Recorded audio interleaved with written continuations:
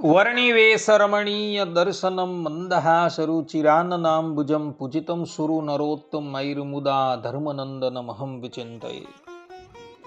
અસતોમા ષડ્ગમય તમસોમા જ્યોતિર્ગમય મૃત્યુર્મા અમૃતમ ગમય.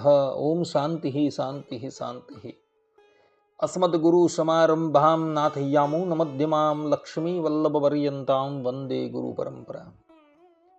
આજની જ્ઞાન સભાની અંદર પધારનારા બધા જ ભગવત ભક્તોને વેદાંતાચાર્ય, પુરાણ ઇતિહાસાચાર્ય, એમએ ફિલોસોફી શાસ્ત્રી રાકેશભાઈના હેતપૂર્વક જય સ્વામિનારાયણ. ભક્તો, આજની આ જ્ઞાન સભાની અંદર આપણે બધા નિયમ ચેષ્ટામાં આવતી બબ્બે મણકા ફેરવે રમૂજ આણી રે તથા દેખી વાનજ વાડે રે આ પંક્તિનો ભાવ શ્રવણ કરશું. એક ભગવત ભક્તએ મને જિજ્ઞાસા વૃત્તિથી કહ્યું હતું કે આ બંને પંક્તિનો ભાવ જે હોય તે આપ પ્રકાશિત કરો. તો આજે આપણે બધા આ બંને પંક્તિનો ભાવ જે છે એ સમજશું. સર્વપ્રથમ નિયમ ચેષ્ટામાં બબ્બે મણકા ફેરવે રમૂજ આણી રે, આ જે પંક્તિ આવે છે તેનો ભાવ સમજીએ. તો શ્રીમદ ભાગવતના દસમ સ્કંદના 86મા અધ્યાયના 59મા શ્લોકમાં સુખદેવજી મહારાજ કહે છે કે ભગવાન ભક્ત ભક્તિમાન, અર્થાત કે જે પ્રમાણે ભક્તો ભગવાનની ભક્તિ કરે છે તે જ પ્રમાણે ભગવાન પણ ભક્તોની ભક્તિ કરે છે. શ્રીમદ ભગવદ્ ગીતામાં ભગવાન શ્રી કૃષ્ણ અર્જુનજીને કહે છે, યે યથા મામ પ્રબધ્યન્તે તામ તથૈવ ભજામ્યહમ. અર્થાત કે જે મનુષ્ય જેવા ભાવથી મારું ભજન કરે છે હું પણ તેનું તે જ પ્રમાણે ભજન કરું છું. ભગવાન શ્રી હરિ એક સમયે અધોઈ ગામમાં હિરાઈ ધણજીના ઘરે બિરાજમાન હતા અને તે વખતે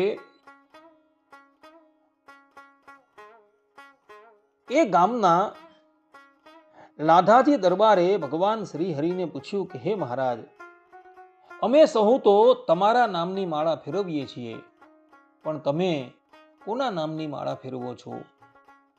ત્યારે ભગવાન શ્રી હરિ બોલ્યા કે અમે અમારા ભક્તના નામની માળા ફેરવીએ છીએ.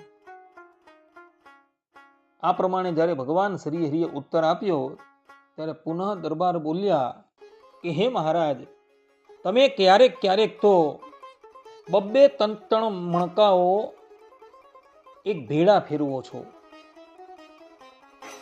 તો બબ્બે ત્રણ મણકા ભેળા કેમ ફેરવો છો?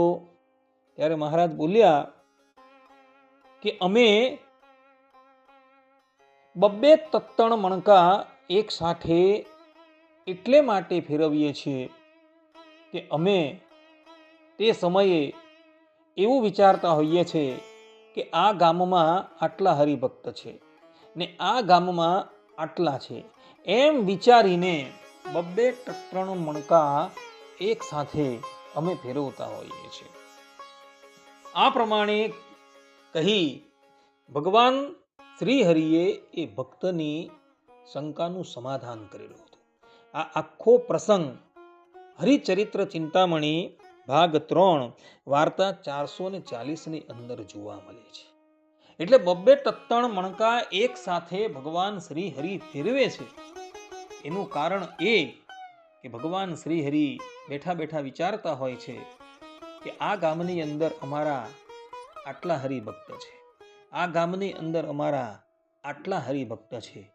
એ પ્રમાણે વિચાર કરી ભગવાન શ્રી હરિ બબ્બે ત્રણ મણકા એક સાથે ફેરવતા હોય છે. એટલે ભગવાન જે પ્રમાણે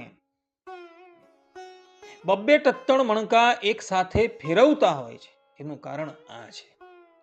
જે પ્રમાણે ભક્તો ભગવાનની ભક્તિ કરે છે તે જ પ્રમાણે ભગવાન પણ ભક્તોની ભક્તિ કરતા હોય છે. આ વાત શ્રીમદ ભાગવતની અંદર તથા ગીતાની અંદર કહેલી જોવા મળે છે. હવે ચેષ્ટાની અંદર આવતા દેખી વાનજ વાળે આ પંક્તિને આપણે સમજીએ તો દેખી વાનજ વાળે એટલે શું? તો ભગવાન શ્રી હરિ કોઈક વ્યક્તિને દુખીઓ જોઈને રામ રામ રામ એવા નામનું ઉચ્ચારણ કરતા હોય છે અને પછી એ ભક્તને દુઃખ ટાળવાને અર્થે ભગવાન શ્રી હરિ પોતાની પાસે કોઈક વસ્તુ હોય તે આપી દેતા હોય છે. સર્વપ્રથમ કોઈક દુખિયારા હરિભક્તને જોઈ ભગવાન શ્રી હરિ અતિશય દુઃખી થઈ જતા હોય છે અને ભગવાન શ્રી હરિનું મુખ પડી જતું હોય છે.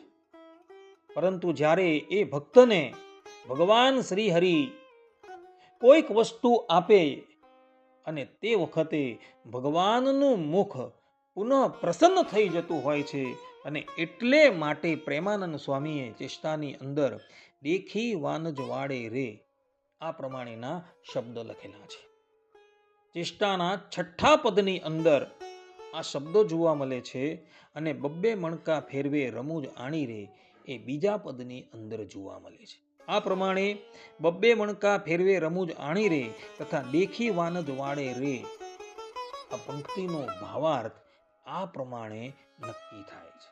તો બધા જ લોકો આ વાત જે છે એ આત્મસાત કરી રાખે અને જ્યારે ચેષ્ટા બોલે ત્યારે એવો અહીં જે શાસ્ત્રની અંદર જે પ્રમાણેનો ભાવ આપેલો છે એ પ્રમાણેના ભાવને યાદ કરે તો ભગવાન શ્રી હરિની આ લીલા તાદૃશ્ય થઈ જશે.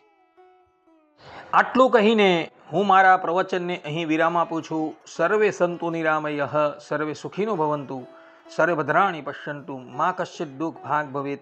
અસ્તુ. જય સ્વામિનારાયણ.